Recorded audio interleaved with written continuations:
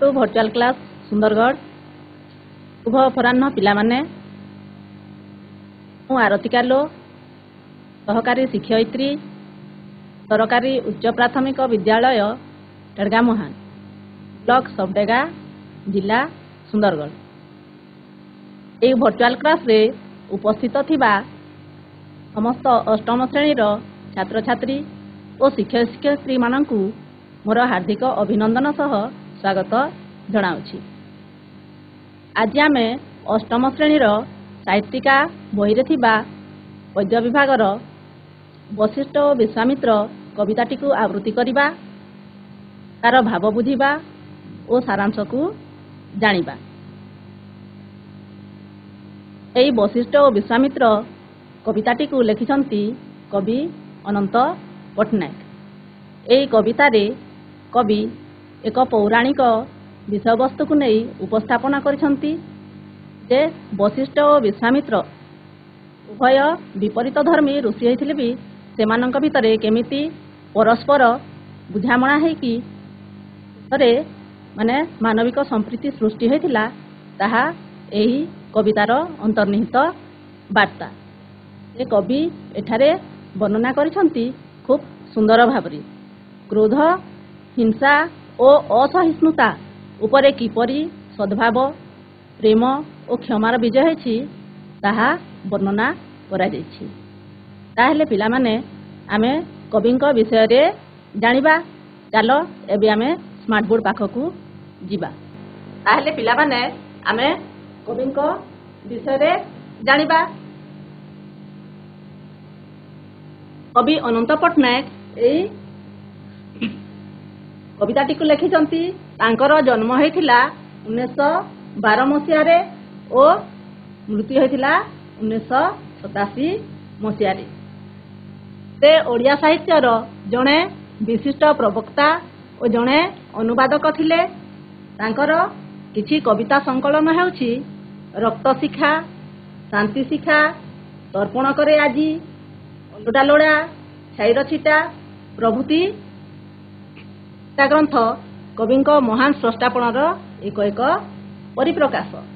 यह छड़ा भाग्य किए और माँ द मोदर ओडिया अनुवाद से करथिले। ते 1980 मसिया रे केंद्र साहित्य एकाडेमी पुरस्कार पाइथिले और 1965 मसिया रे सोवियत लैंड नेहरू पुरस्कार पाइथिले। पठित वशिष्ठ और विश्वामित्र कविताटी कविंकर एक पौराणिक विषय वस्तु पर आधारित कविता। एई कवितारे कवि हिंसा और क्रोध उपरे सद्भाव और क्षमार किपरि भावरे विजय होइछि से विषय रे दर्शाई छंती जे आमर वशिष्ठ और विश्वामित्र दी जण ऋषि थिले। जे वशिष्ठ हेउछंती आम ब्रह्मा सृष्टिकर्ता ब्रह्मांकर मानस संतान से थिले आ से शांत स्वभावर थिले, किंतु विश्वामित्र जणे क्रोधी अहंकारी भावरे परिचित थिले। से राजारू ऋषि वशिष्ठ ब्रह्मश्री वशिष्ठ ऋषि श्रेष्ठ वशिष्ठ निज तपबल जी ऋषि मानक मध्यरे श्रेष्ठ बा महान थिले। से समस्त काम क्रोध लोभ मोहरु निवृत्त थिले। से संपूर्ण अनासक्त ही थिले। कौशिक कुलर राजा विश्वामित्र थरे राज्य जय करी फेरुथिबा समय रे वशिष्ठଙ୍କ आश्रम रे अटकी जाइछन्ती। सेठी से आश्रमर शांत परिवेश रे विमोहित होई पड़िछन्ती। विश्वामित्रଙ୍କର लक्ष लक्ष सेनानी को वशिष्ठ राजभोग परि आप्यायित करछन्ती। वशिष्ठ ओ अरुंधती चर्चा रे विश्वामित्र गदगद होई धन्यवाद देवा समय रे वशिष्ठ कहिछन्ती ए धन्यवाद केवल मोर एई नंदिनी पाई। नंदिनी जी की गायटीए स्वर्ग रे थिबा कामधेनुर संतान, जहां को वशिष्ठ तप बल रे स्वर्गर राजा इंद्रंक ठारू पाइथिले। विश्वामित्र क्षत्रिय सबुबेले पाइबारे इच्छा रखती, गादी लिप्सु धन लिप्सु, तेणु से नंदिनी को नहीं ନିଜ ପାଖରେ ରଖିବାର ଇଚ୍ଛା ବଶିଷ୍ଠଙ୍କ ପାଖରେ ରଖିଥିଲେ। ବଶିଷ୍ଠ କହିଲେ, ହେ ରାଜନ, ଆପଣ ତ ଏତେ ବଡ଼ ରାଜ୍ୟର ରାଜା। ଆପଣଙ୍କ ପାଖରେ ଧନ ଦୌଲତ ସେନା ପାଟ କୌଣସିଥିରେ କମି ନାହିଁ। ମୋ ପାଖରେ କେବଳ ଏଇ ନନ୍ଦିନୀ, ଯିଏ ଏଇ ଆଶ୍ରମକୁ ଆସନ୍ତି ବା ଏଠି ଯେଉଁ ବେଦ ଉପନିଷେଦ ଚର୍ଚ୍ଚା ହୁଏ ସେମାନଙ୍କୁ କିଛି ଦେବାକୁ ମୋ ପାଖରେ ସମ୍ବଳ ନାହିଁ। ବଶିଷ୍ଠଙ୍କର ଏହି କଥାରେ ବିଶ୍ୱାମିତ୍ର ତାଙ୍କୁ କହିଛନ୍ତି, ତୁମେ ମୋ ଠାରୁ 1,00,000 ଗାଈ ନେଇଯାଅ, ପ୍ରତି ବଦଳରେ ମୋତେ ନନ୍ଦିନୀକୁ ଦେଇଦିଅ। ବଶିଷ୍ଠ ବିଶ୍ୱାମିତ୍ରଙ୍କ କଥାରେ ଅମଙ୍ଗ ହୋଇଛନ୍ତି। 1,00,000 ଗାଈ ପୋଷିବା ତାଙ୍କ ପକ୍ଷେ ସମ୍ଭବ ନଥିଲା। ନନ୍ଦିନୀ ଯେ ତାଙ୍କ ତପବଳର ଉପାର୍ଜନ। ନନ୍ଦିନୀକୁ ସେ ନିଜ ସନ୍ତାନ ପରି ମଧ୍ୟ ଭଲ ପାଇଥାନ୍ତି। ତେବେ ସେ ନିଜ ସନ୍ତାନକୁ କେମିତି ଦେଇଦେବେ? ତେବେ ସେ କହିଲେ, 1,00,000 ଗାଈ କ'ଣ, ସମ୍ପୂର୍ଣ୍ଣ ରାଜ୍ୟ ଦେଲେ ବି ମୁଁ ନନ୍ଦିନୀକୁ ଆପଣଙ୍କୁ ଦେଇପାରିବିନି। କିନ୍ତୁ ବିଶ୍ୱାମିତ୍ର ନଛାଡ଼ ବନ୍ଧା। ନନ୍ଦିନୀକୁ ନେବା ପାଇଁ ନାନା କୌଶଳ ଅବଲମ୍ବନ ସତ୍ତ୍ୱେ ଯୁଦ୍ଧ ଘୋଷଣା କଲେ। ତଥାପି ନନ୍ଦିନୀ ଠାରୁ ଉତ୍ପନ୍ନ ସୈନିକଙ୍କ ଦ୍ୱାରା ପରାଜିତ ହେଲେ।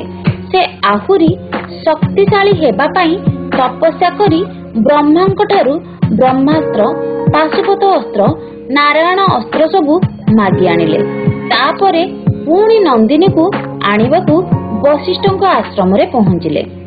ସେଠି ବିଶ୍ୱାମିତ୍ରଙ୍କୁ ବଶିଷ୍ଠ କହିଲେ, ହେ ରାଜନ, ତୁମେ ଏବେ ରାଜା ନୁହଁ, ରାଜଶ୍ରୀ। ବ୍ରହ୍ମାଙ୍କ ଠାରୁ ଅସ୍ତ୍ରଶସ୍ତ୍ର ସହ ତୁମେ ଅହଙ୍କାର, କ୍ରୋଧ, ବିନାଶ ଏଇଆ କ'ଣ ମାଗିବା ଉଚିତ ହେଲା? କିନ୍ତୁ ବିଶ୍ୱାମିତ୍ର କ୍ରୋଧୀ, କୌଣସି କଥା ବୁଝିଲେନି। ଯୁଦ୍ଧର ଡାକରା ଦେଲେ। ନନ୍ଦିନୀର ମୋହରେ ସେ ଏତେ ଅନ୍ଧ ଥିଲେ ଯେ ବଶିଷ୍ଠଙ୍କର ଶତପୁତ୍ରଙ୍କ ହତ୍ୟା କରିବାକୁ ପଛେଇ ନଥିଲେ। ମହର୍ଷି ବଶିଷ୍ଠ ପ୍ରେମ ଓ କରୁଣା, ଧୈର୍ଯ୍ୟର ମୂର୍ତ୍ତିବନ୍ତ ପ୍ରତୀକ। ସେ ବଶିଷ୍ଠଙ୍କୁ କ୍ଷମା କରିଦେଇଥିଲେ। ତାଙ୍କର ଏହି ସହନଶୀଳତା, ଧୈର୍ଯ୍ୟ, କ୍ଷମା ଅହଙ୍କାରୀ ବିଶ୍ୱାମିତ୍ରଙ୍କୁ କ୍ଷଣକେ ବଦଳାଇ ଦେଇଥିଲା। ପର ମୁହୂର୍ତ୍ତରେ ସେ ରାଜଶ୍ରୀରୁ ମହର୍ଷି ହୋଇପାରିଥିଲେ। ହିଂସା, କ୍ରୋଧ, କ୍ରୂରତା, ଅହଙ୍କାର ଏ ସବୁ କିଛି ପ୍ରେମ ପାଖରେ ନିଜର ଧୃଷ୍ଟତା ହରାଇଥାଏ। ଏହା ଯୁଗେ ଯୁଗେ ଅନେକ ଥର ପ୍ରତିପାଦିତ ହୋଇଛି। ତେଣୁ ଏଥିରେ ସନ୍ଦେହ ନାହିଁ। ବଶିଷ୍ଠଙ୍କର ସେହି ତାହେଲେ ପିଲାମାନେ ଭିଡ଼ିଓଟିକୁ ଦେଖିଲେ। ଆମେ ଭିଡ଼ିଓରେ ବଶିଷ୍ଠଙ୍କ ଯେଉଁ ଗାଈଟି ଥିଲା, ନନ୍ଦିନୀ ଗାଈ, ତାକୁ ପାଇବା ପାଇଁ ବିଶ୍ୱାମିତ୍ର କେମିତି ଯୁଦ୍ଧ ରଚନା କରିଥିଲେ ଏବଂ ସେ ଯୁଦ୍ଧର ପରିଣାମ କ'ଣ ହେଇଥିଲା, ଯେ ସେ ନନ୍ଦିନୀ ଗାଈ ସାହାଯ୍ୟରେ ବଶିଷ୍ଠ ଋଷିଙ୍କର କିଛି କ୍ଷତି କରିପାରିନଥିଲେ।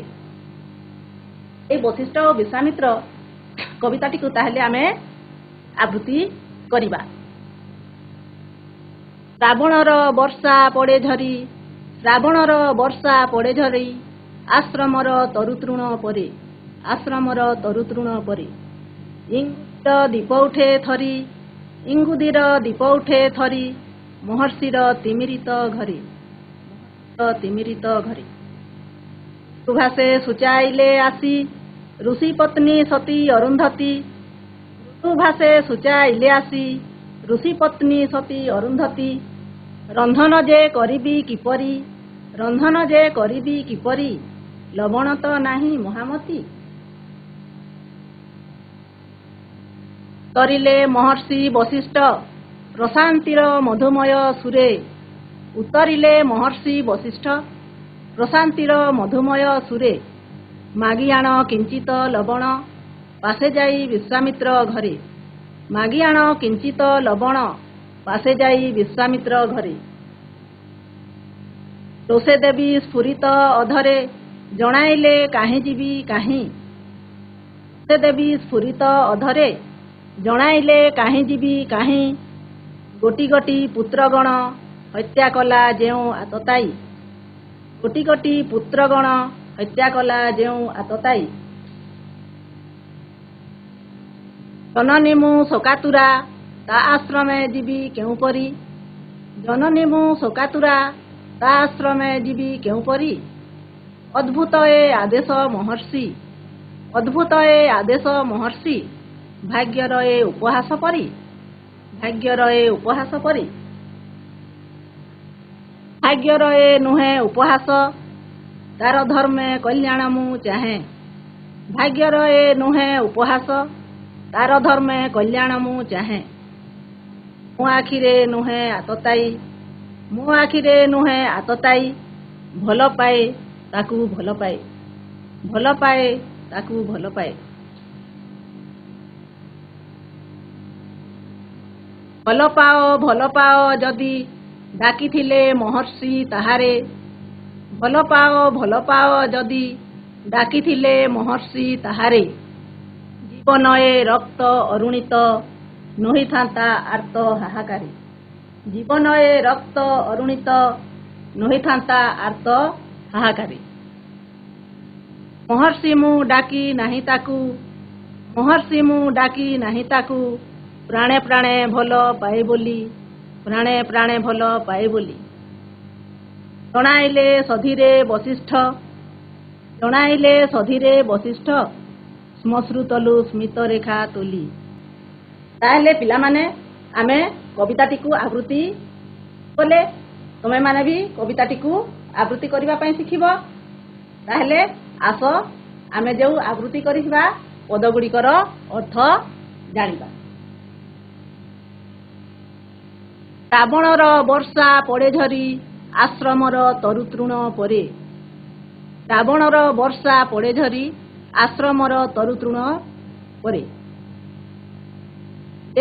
ଏଠାରେ କବି କ'ଣ କରିଛନ୍ତି ଯେ ଶ୍ରାବଣ ମାସର ବର୍ଷଣ ମୁଖର ରାତ୍ରି ଉପସ୍ଥାପନ କରିଛନ୍ତି ଯେ ସେହି ସମୟର କଥା। ଶ୍ରାବଣର ବର୍ଷା ପଡ଼େ ଝରି, ପିଲାମାନେ ଜାଣିଛ ଶ୍ରାବଣ ମାସରେ ବର୍ଷା ହେଇଥାଏ। ଆଷାଢ଼ ଆଉ ଶ୍ରାବଣ ଦୁଇ ମାସରେ ବହୁତ ବର୍ଷା ହେଇଥାଏ, ଘଡ଼ଘଡ଼ି ହେଇଥାଏ, ପବନ ହେଇଥାଏ, ତୁହାକୁ ତୁହା ବର୍ଷା ପଡ଼ୁଥାଏ। ଯେ ଶ୍ରାବଣର ବର୍ଷା ପଡ଼େ ଝରି, ଶ୍ରାବଣର ବର୍ଷା ଝରି ପଡ଼ୁଥାଏ ଆଶ୍ରମର ତରୁତୃଣ ପରି। ଆଶ୍ରମ, ଆଶ୍ରମ କହିଲେ ଏଠାରେ ବଶିଷ୍ଠ ଋଷିଙ୍କ ଆଶ୍ରମ କଥା କୁହାଯାଇଛି। ଯେ ଋଷି ବଶିଷ୍ଠ ଯେଉଁ ଆଶ୍ରମରେ ରହୁଥିଲେ ସେହି ଆଶ୍ରମର ଚତୁଃପାର୍ଶ୍ୱରେ ଥିବା ଗଛଲତା ଘାସ ଉପରେ ଶ୍ରାବଣର ବର୍ଷା ପାଣି ଝରି ପଡ଼ୁଥାଏ। ଇଙ୍ଗୁଦିର ଦୀପ ଉଠେ ଥରି ମହର୍ଷିର ତିମିରିତ ଘରେ। ଆଚ୍ଛା ପିଲାମାନେ, ତରୁ ମାନେ ଗଛ, ଆଉ ତୃଣ କହିଲେ ଘାସ, ତୃଣ ମାନେ ଘାସ। ଯେ ଆଶ୍ରମର ଗଛ ଲତା ଏବଂ ଘାସ ଉପରେ ବର୍ଷା ପାଣି ପଡ଼ୁଥାଏ। ଇଙ୍ଗୁଦିର ଦୀପ ଉଠେ ଥରି, ଇଙ୍ଗୁଦି ହେଉଛି ଗୋଟିଏ ଗଛ, ଯେଉଁ ଗଛର ଫଳରୁ ତେଲ ବାହାରେ।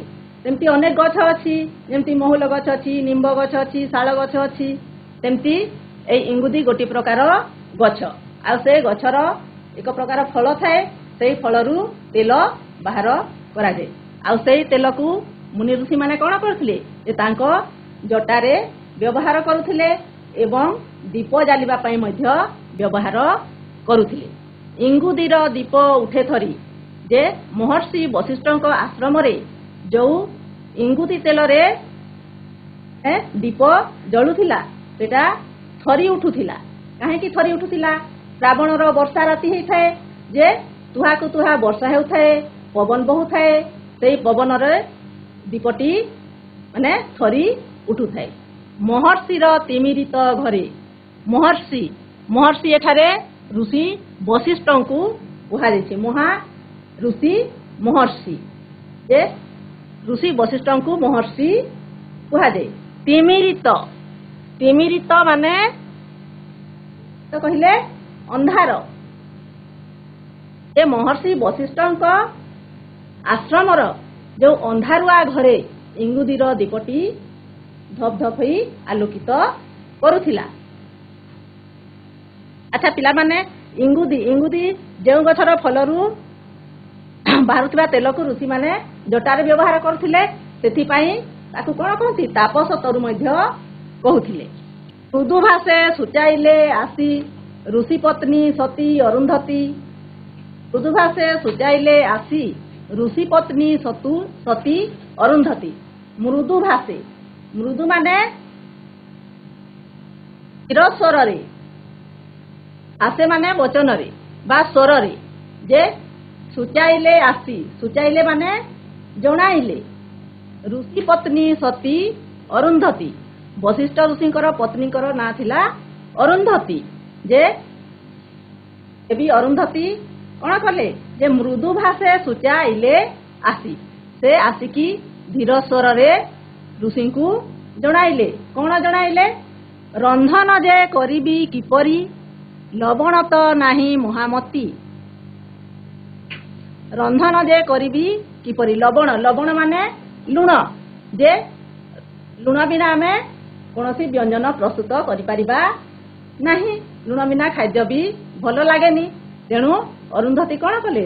ତାଙ୍କର ଲବଣ ନଥିଲା।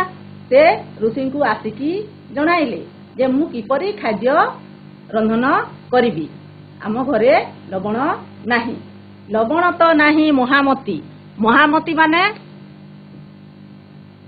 ମହାଜ୍ଞାନୀ। ଏ ମହାଜ୍ଞାନୀ, ଆମର ତ ଲବଣ ନାହିଁ, ଆଉ ମୁଁ କିପରି ବ୍ୟଞ୍ଜନ ପ୍ରସ୍ତୁତ କରିବି କହିକି ଋଷିକୁ ଅରୁନ୍ଧତୀ ଜଣାଇଲେ। ଉତ୍ତରିଲେ ମହର୍ଷି ବଶିଷ୍ଠ ପ୍ରଶାନ୍ତିର ମଧୁମୟ ସୁରେ। ମାଗି ଆଣ କିଞ୍ଚିତ ଲବଣ ପାଶେ ଯାଇ ବିଶ୍ୱାମିତ୍ର ଘରେ। ଉତ୍ତରିଲେ, ଉତ୍ତରିଲେ ମାନେ ଉତ୍ତର ଦେଲେ। ମହର୍ଷି ବଶିଷ୍ଠ, ତାରେ ବଶିଷ୍ଠ ହେଇଯାଇଛି, ତା ବଶିଷ୍ଠ। ଉତ୍ତରିଲେ ମହର୍ଷି ବଶିଷ୍ଠ ପ୍ରଶାନ୍ତିର ମଧୁମୟ ସୁରେ। ପ୍ରଶାନ୍ତି, ପ୍ରଶାନ୍ତି ମାନେ ସ୍ଥିର ଚିତ୍ତରେ, ଶାନ୍ତ ସ୍ୱଭାବରେ। ମଧୁମୟ, ମଧୁମୟ ମାନେ ମଧୁର। ସୁରେ ମାନେ କଣ୍ଠରେ। ଯେ ମହର୍ଷି ବଶିଷ୍ଠ କ'ଣ ଉତ୍ତର ଦେଲେ? ଯେ ସେ ପୁରା ସ୍ଥିର ଚିତ୍ତରେ ମାନେ ମଧୁର ସ୍ୱରରେ କ'ଣ କହିଲେ? ଯେ ମାଗି ଆଣ କିଞ୍ଚିତ ଲବଣ ପାଶେ ଯାଇ ବିଶ୍ୱାମିତ୍ର ଘରେ। ମାଗି ଆଣ କିଞ୍ଚିତ ଲବଣ। କିଞ୍ଚିତ କହିଲେ ଅଳ୍ପ। ଯେ ତାଙ୍କ ପାଖରେ, ବଶିଷ୍ଠ ଋଷିଙ୍କ ଆଶ୍ରମ ପାଖରେ ଋଷି ବିଶ୍ୱାମିତ୍ରଙ୍କର ଆଶ୍ରମ ଥିଲା। ସେ ବିଶ୍ୱାମିତ୍ରଙ୍କ ଘରକୁ ଯାଇ କିଛି ଲବଣ ମାଗି ଆଣିବା ପାଇଁ ଆଦେଶ ଦେଲେ, ଅରୁନ୍ଧତୀକୁ ଆଦେଶ ଦେଲେ। ରୋଷେ ଦେବୀ ସ୍ଫୁରିତ ଅଧରେ ଜଣାଇଲେ କାହିଁ ଯିବି କାହିଁ। ଗୋଟି ଗୋଟି ପୁତ୍ରଗଣ ହତ୍ୟା କଲା ଯେଉଁ ଆତତାଇ। ରୋଷେ, ରୋଷେ ମାନେ ରାଗରେ। ସେମାନେ ରାଗରେ। ଦେବୀ, ଦେବୀ ଏଠାରେ କାହାକୁ କୁହାଯାଇଛି? ଦେବୀ ଏଠାରେ ସତୀ ଅରୁନ୍ଧତୀଙ୍କୁ କୁହାଯାଇଛି। ସ୍ଫୁରିତ, ସ୍ଫୁରିତ ମାନେ କମ୍ପିତ ବା ଥରୁଥିବା। ସ୍ଫୁରିତ ମାନେ କମ୍ପିବା। ଅଧର କହିଲେ ଓଠ। ଯେ ରୋଷେ ଦେବୀ ସ୍ଫୁରିତ ଅଧରେ, ଯେ ଅରୁନ୍ଧତୀ କ'ଣ କଲେ? ରାଗରେ ତାଙ୍କର କମ୍ପିତ ଓଠରେ କ'ଣ ଜଣାଇଲେ? କାହିଁ ଯିବି କାହିଁ। ଗୋଟି ଗୋଟି ପୁତ୍ରଗଣ ହତ୍ୟା କଲା ଯେଉଁ ଆତତାଇ। ଆତତାଇ, ଆତତାଇ ମାନେ ହତ୍ୟାକାରୀ, ଯେ ନରହନ୍ତା ବା ହତ୍ୟାକାରୀ। ଯେ ବିଶ୍ୱାମିତ୍ରକୁ ଜଣେ ଆତତାଇ ଭାବରେ ଏଠାରେ କୁହାଯାଇଛି। ଯେ ଗୋଟି ଗୋଟି ପୁତ୍ରଗଣ ହତ୍ୟା କଲା ଯେଉଁ ଆତତାଇ। ପୂର୍ବେ କ'ଣ ହୋଇଥିଲା ନା, ଯେ ମହର୍ଷି ବଶିଷ୍ଠ ବିଶ୍ୱାମିତ୍ରଙ୍କୁ ମହର୍ଷି କହିବାକୁ କୁଣ୍ଠା ପ୍ରକାଶ କରିଥିଲେ। ତେଣୁ ବିଶ୍ୱାମିତ୍ର କ'ଣ କଲେ? ରାଗରେ, ବିଶ୍ୱାମିତ୍ର ରାଗରେ କ'ଣ କଲେ? ଯେ ବଶିଷ୍ଠଙ୍କର ଯେଉଁ 100 ପୁତ୍ର ଥିଲେ, ସେ 100 ପୁତ୍ରକୁ ଗୋଟି ଗୋଟି କରି ସେ ହତ୍ୟା କରିଥିଲେ। ସେଥିପାଇଁ ଅରୁନ୍ଧତୀ ତାଙ୍କୁ ଆତତାଇ ବୋଲି କହିଛନ୍ତି। ଯେ ତାଙ୍କର 100 ପୁତ୍ରକୁ ସେ ହତ୍ୟା କରିଥିଲେ। ଜନନୀ ମୁଁ ଶୋକାତୁରା ତା ଆଶ୍ରମେ ଯିବି କେଉଁପରି। ଅଦ୍ଭୁତ ଏ ଆଦେଶ ମହର୍ଷି ଭାଗ୍ୟର ଏ ଉପହାସ ପରି। ଜନନୀ ମୁଁ ଶୋକାତୁରା। ଜନନୀ, जननी कहले माँ शोकातुरा शोकातुरा माने दुखरे अधीर बा दुखरे आतुर जे से 100 पुत्रर जननी थिले आउ से ताने पुत्र वियोगरे से केते दुखरे अछंती बा केते दुखरे से अधीर अछंती जननी मु शोकातुरा किए कहउछंती देवी अरुंधती कहउछंती जननी मु शोकातुरा ता आश्रमे जीवी केउ परी ताहा आश्रम को विश्वामित्र को आश्रम को मु केउ परी जीवी जे आपण मते एभली अद्भुत आदेश दौछंती महर्षि अद्भुत अद्भुत माने आश्चर्य जे देवी पूरा आश्चर्य हो जाउछती जेटा कि संभव नुहे जे जणे आतताई जे कि तांकर 100 पुत्र को हत्या करथिले तांको पाखकु से काहे कि जिबा को कहउछंती देवी किछि बुद्धि पाइले नै से पूरा विस्मय হৈ गले अद्भुत आदेश तांको पई थिला एहा गोटे अद्भुत आदेश जे अद्भुत ए आदेश महर्षि भाग्यर ए उपहास परी उपहास उपहास माने थटा करिबा बा परिहास करिबा जे अरुंधती कोन कहउछंती जे मते एमिति अद्भुत आदेश दौछंती ताहा मो भाग्य मते उपहास कला भलिया लागुछि कोन कहले जे भाग्य मते उपहास करूछि आपणकर ए आदेश उपहास परी लागुछि भाग्यर ए नुहे उपहास तार धर्मे कल्याण मु चाहे भाग्यर ए नुहे उपहास तार धर्मे कल्याण मु चाहे जे महर्षि वशिष्ठ कोन कहउछंती जे एहा भाग्यर उपहास नुहे या उपहास की थटा नुहे मु तुमको आदेश दउछि तार धर्मे कल्याण मु चाहे जे विश्वामित्रंकर धर्म रे से कल्याण चाहुछंती तांकर भल कथा चिंता करूछंती तेणु ताकू उपहास नुहे कहिकी वशिष्ठ अरुंधती को जणाइले मो आखिरे नुहे आतताई भल पाए ताकू भल पाए जे विश्वामित्र मो आखिरे आतताई नुहे से मोर 100 पुत्र को हत्या करथिले मध्य मु ताकू क्षमा कर देछि मु ताकू भल पाए बहुत भल पाए कल्याण कल्याण माने मंगल भल पाओ जदि डाकिथिले महर्षि ताहारे जीवन ए रक्त अरुणित नही थांता आर्त हाहाकारी जे एठारे अरुंधती महर्षि वशिष्ठ को कहउछंती कोन कहउछंती जदि तमे विश्वामित्र को भल पाउछ एते भल पाओ जदि डाकिथिले महर्षि ताहारे ताहारे माने विश्वामित्र को एठारे कुहा जाउछि जे विश्वामित्र को जदि थरे तो आपण महर्षि डाकी देइथिले आमर ए जीवन रक्त रंजित होई न थांता रक्त अरुणित अरुणित माने लाल वर्ण जे रक्त वर्ण बा लाल वर्ण जे आम जीवन रे जो ए रक्तर इतिहास विश्वामित्र लेखिले ताहा होई न थांता नही थांता आर्त हाहाकारी आर्त माने दुख जे आम जीवन रे एपरी दुख आसी न थांता कि आमे भी संतान हरा होई न थांते बोली देवी अरुंधती वशिष्ठ को कहिछंती महर्षि मु डाकी नाही ताकू प्राणे प्राणे भल पाए बोली जणाइले सधीरे वशिष्ठ श्मश्रुतलु स्मितरेखा तोली महर्षि मु डाकी नाही ताकू माने महर्षि महाऋषि महर्षि आमे काहा को कहिबा जहा पाखरे जे शांतिर प्रतीक थिबो तार धैर्य थिबो सहनशीलता गुण थिबो सब प्रकार भल गुण थिले ताकू आमे जहा पाखरे हिंसा नथिबो क्रोध नथिबो सेमिति ऋषि को आमे महर्षि कहिबा महर्षि मु डाकी नाही ताकू प्राणे प्राणे भल पाए बोली जे वशिष्ठ कोन कहिले जे महर्षि मु काहे की ताकू डाकी नाही जे मु ताकू प्राणे प्राणे भल पाए ताकू बहुत भल पाए जणाइले सधीरे वशिष्ठ श्मश्रुतलु स्मितरेखा तोली जे सधीरे धीर स्वर रे माने जणाइले सधीरे वशिष्ठ श्मश्रुतलु स्मितरेखा तोली श्मश्रु माने दाढ़ी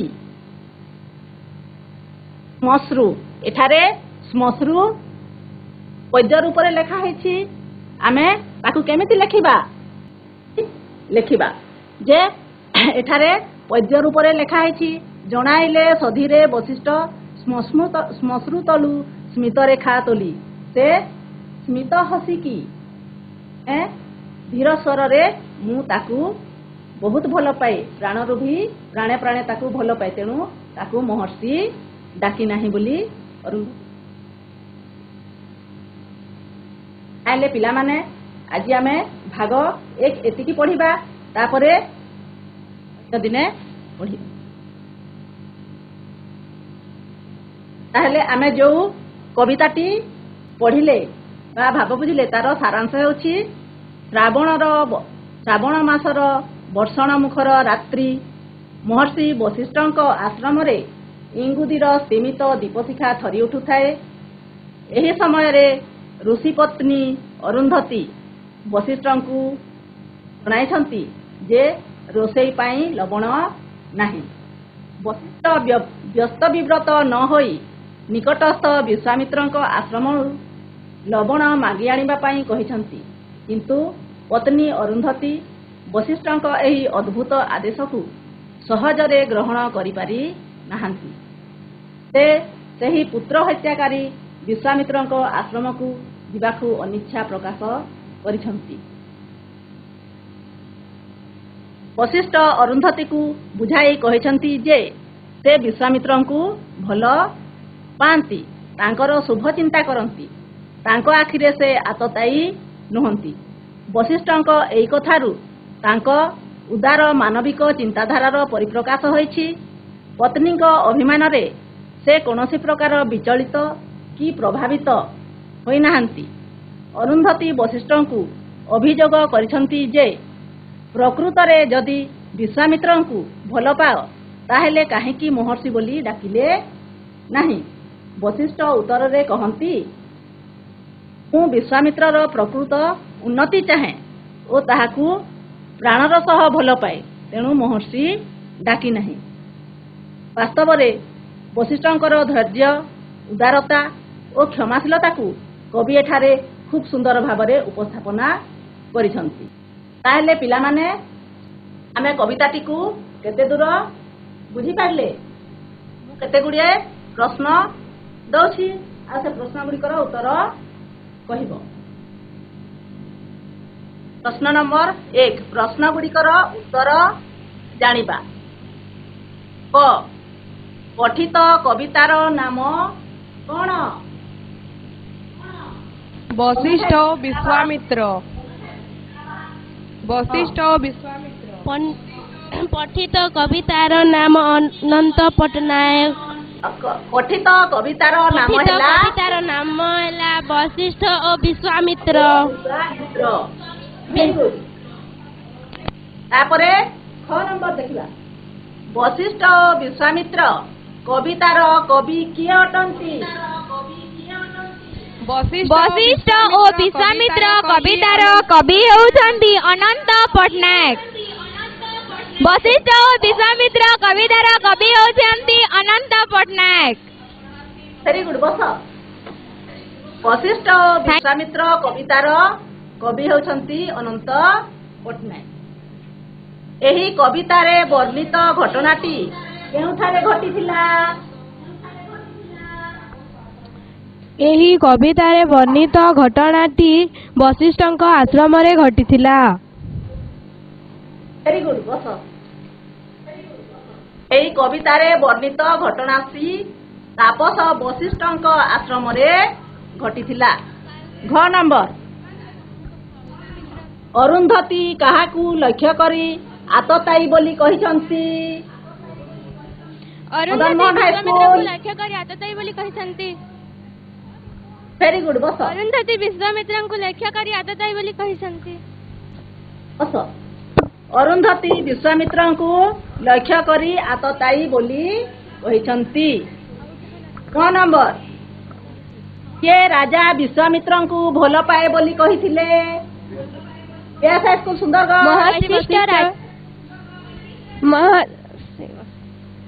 ମହର୍ଷି ବଶିଷ୍ଠ ରାଜା ବିଶ୍ୱାମିତ୍ରଙ୍କୁ ଭଲ ପାଏ ବୋଲି କହିଛନ୍ତି। ହଁ ଭେରି ଗୁଡ୍ ବସ। ଋଷି ମହର୍ଷି ବଶିଷ୍ଠ ରାଜା ବିଶ୍ୱାମିତ୍ରଙ୍କୁ ଭଲ ପାଏ ବୋଲି କହିଥିଲେ। ତାପରେ 2 ନମ୍ବର ଦେଖ ଯେ ଏଠାରେ କେତୋଟି ଉକ୍ତି ଦିଆଯାଇଛି। ଉକ୍ତି ଗୁଡ଼ିକ ଠିକ କି ଭୁଲ ତାହା କହିବ। କ ଅନ୍ଧାର ଯୋଗୁଁ ଅରୁନ୍ଧତୀଙ୍କୁ ରନ୍ଧନ କରିବାରେ ଅସୁବିଧା ହେଉଥିଲା। ଭୁଲ କି ଠିକ? ଅନ୍ଧକାର ଯୋଗୁଁ। ହଁ ଭେରି ଗୁଡ୍। ଅନ୍ଧାର ଯୋଗୁଁ ଅରୁନ୍ଧତୀଙ୍କୁ ରନ୍ଧନ କରିବାରେ ଅସୁବିଧା ହେଉଥିଲା। ଏଟା ହେଉଛି ଭୁଲ ଉକ୍ତି। ରନ୍ଧନ ପାଇଁ କାହିଁକି ଅସୁବିଧା ହେଉଥିଲା? ରନ୍ଧନ କରିବାରେ ତାଙ୍କ ପାଖରେ ଲବଣ ନଥିଲା। ଖ ନମ୍ବର ବିଶ୍ୱାମିତ୍ରଙ୍କ ଆଶ୍ରମକୁ ଯିବା ପାଇଁ ଅରୁନ୍ଧତୀଙ୍କ ଇଚ୍ଛା ନଥିଲା। ଠିକ କି ଭୁଲ? ଠିକ। କମେଣ୍ଟ। ବିଶ୍ୱାମିତ୍ରଙ୍କ ଆଶ୍ରମକୁ ଯିବା ପାଇଁ ଅରୁନ୍ଧତୀଙ୍କ ଇଚ୍ଛା ନଥିଲା। ଠିକ ଉତ୍ତର। ବିଶ୍ୱାମିତ୍ରଙ୍କ ପ୍ରତି ବଶିଷ୍ଠଙ୍କ ଅନ୍ତରରେ ସ୍ନେହ ଥିଲା। ଠିକ କି ଭୁଲ? ସ୍କୁଲ ସୁନ୍ଦରଗଡ଼। ଠିକ। ଠିକ। ଠିକ। ବିଶ୍ୱାମିତ୍ରଙ୍କ ପ୍ରତି ବଶିଷ୍ଠଙ୍କ ଅନ୍ତରରେ ସ୍ନେହ ଭରି ରହିଥିଲା। ତାହେଲେ ପିଲାମାନେ ଆମେ ତ କବିତାଟିକୁ ଆବୃତ୍ତି କଲେ, ଭାବ ବୁଝିଲେ। ଏବେ କହିବ ଏସବୁ ଉକ୍ତି ଗୁଡ଼ିକ କିଏ କାହାକୁ କହିଛନ୍ତି। ମୋ ଆଖିରେ ନୁହେଁ ଆତତାଇ ଭଲ ପାଏ ତାକୁ ଭଲ ପାଏ। ଏ ଉକ୍ତିଟି କିଏ କାହାକୁ କହିଥିଲେ? କହ। ମୋ ଆଖିରେ ନୁହେଁ ଆତତାଇ ଭଲ ପାଏ ତାକୁ ଭଲ ପାଏ। PSI school Nuagaon. କିଏ କହିଥିଲେ? Government girls school Odhapali, Baidhapali. ଜାଣିନ? ମୋ ଆଖିରେ ନୁହେଁ ଆତତାଇ ଭଲ ପାଏ ତାକୁ ଭଲ ପାଏ। ଏ କଥାଟି ଋଷି ବଶିଷ୍ଠ ତାଙ୍କ ପତ୍ନୀ ଅରୁନ୍ଧତୀଙ୍କୁ କହିଥିଲେ। ଭଲ ପାଅ ଯଦି ଡାକିଥିଲେ ମହର୍ଷି ତାହାରେ। ଏ କଥା କିଏ କାହାକୁ କହିଥିଲେ? ଅରୁନ୍ଧତୀ ତାଙ୍କ ସ୍ୱାମୀ ବଶିଷ୍ଠଙ୍କୁ କହିଥିଲେ। ହଁ ଭେରି ଗୁଡ୍ ବସ। ଅରୁନ୍ଧତୀ ଋଷି ବଶିଷ୍ଠଙ୍କୁ କହିଥିଲେ। ଜୀବନଏ ରକ୍ତ ଅରୁଣିତ ନହିଥାନ୍ତା ଆର୍ତ ହାହାକାରେ। ଏ କଥା କିଏ କହିଥିଲେ? ଏ କଥା ଅରୁନ୍ଧତୀ ଋଷି ବଶିଷ୍ଠଙ୍କୁ କହିଛନ୍ତି। ହଁ ଭେରି ଗୁଡ୍ ବସ। ଏ କଥା ଅରୁନ୍ଧତୀ ଋଷି ବଶିଷ୍ଠଙ୍କୁ କହିଛନ୍ତି। ତାପରେ ଦେଖ କ ସ୍ତମ୍ଭରେ କେତୋଟି ଶବ୍ଦ ଦିଆଯାଇଛି। ଖ ସ୍ତମ୍ଭର ଉପଯୁକ୍ତ ସମ୍ପର୍କ ଥିବା ଶବ୍ଦ ସହିତ ଆମେ ଯୋଡ଼ିବା। କ ସ୍ତମ୍ଭରେ ଅଛି ତରୁ, ତିମିରିତ, ତୃଣ, ଅରୁଣିତ। ଖ ସ୍ତମ୍ଭରେ ଘାସ, ଇଙ୍ଗୁଦି, ଲାଲ ବର୍ଣ୍ଣ ଓ ଅନ୍ଧାର ଅଛି। ତରୁ ତରୁ କାହା ସହିତ ଯୋଡ଼ି ହେବ?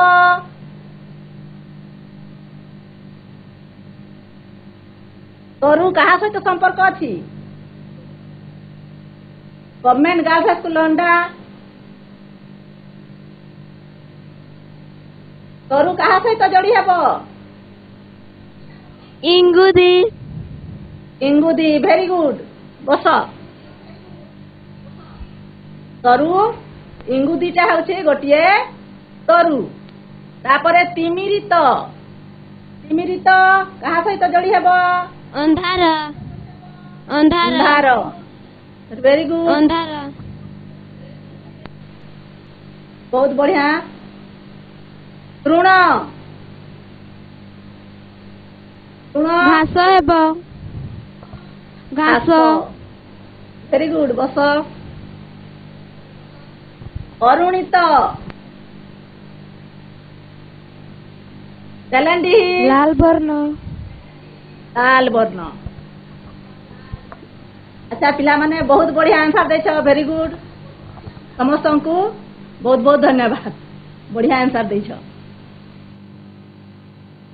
तापरे आमे तो कविताटी को आवृत्ति करले, भाव बुझिले, प्रश्नोत्तर भी कले। ताहले पिला माने एबे तम पई गृह कार्य रहिछि। इटा लेखिब तुमे तुम सांग निकटरे एक भूल करिदेल सेथि पई अनुताप करूछ बोली जणाई सांग निकटकू एक पत्र लेखिब, पत्र लिखन लेखिब।